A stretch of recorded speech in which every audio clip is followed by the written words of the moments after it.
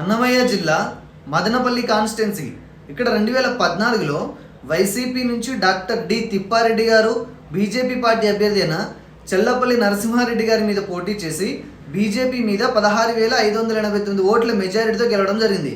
ఫైనల్గా ఇక్కడ ఈ సీట్ని వైఎస్ఆర్సీపీ కైవసం చేసుకోవడం జరిగింది.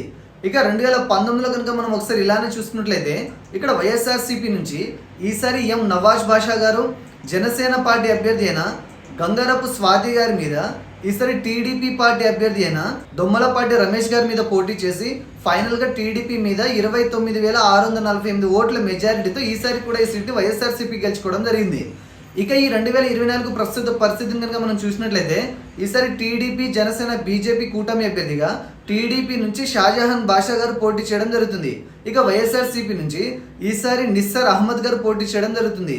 ఈ ఇద్దరు అభ్యర్థుల మధ్య జరిగే హోరాహోరీ పోరులో ఏ అభ్యర్థి గెలుస్తారు అంటే ఇక్కడ పోటీ చేసే కూటమి అభ్యర్థి ఈసారి ఇక్కడ ప్రజల్లో మంచి అభిప్రాయం ఉండడం కారణంగా వైసీపీ మీద యువతలో మాకు ఏం చేయలేదన్న అసంతృప్తి కారణంగా వైసీపీ పార్టీ మీద ఇక్కడ ప్రజల్లో ఏర్పడ్డ కొంత వ్యతిరేకత కారణంగా రీసెంట్గా ప్రకటించిన వైసీపీ మేనిఫెస్టోలో యువతకి ఉపాధి అవకాశాల మీద క్లారిటీ ఇవ్వకపోవడం వలన వరుసగా 2 సార్లు వైసీపీ విజయం సాధించిన ఈ సీట్ ఈసారి ఇక్కడ పోటాపోటీ వాతావరణాన్ని తలపించనుంది. ఫైనల్ గా లాస్ట్ టైంలా 29,000 మెజారిటీ ఇక్కడ ఏ పార్టీకి వచ్చే అవకాశం కనబడడం లేదు. ఫైనల్గా ఈసారి అతి స్వల్ప మెజారిటీతో అయినా ఇక్కడ ఈ సీట్ని కూటమి గెలిచే అవకాశం ఎక్కువగా కనబడుతుంది. కానీ ఈ గెలుపు అన్నది కొత్తగా ఈసారి పోలవబోయే యువత ఓట్ల మీద కూడా ఆధారపడి ఉంటుంది. మారిన సమీకరణాలను బట్టి యువత ఎటువైపు మొగ్గు చూపితే ఆ పార్టీనే ఈ నియోజకవర్గాన్ని కూడా కైవసం చేసుకునే అవకాశం ఉంది.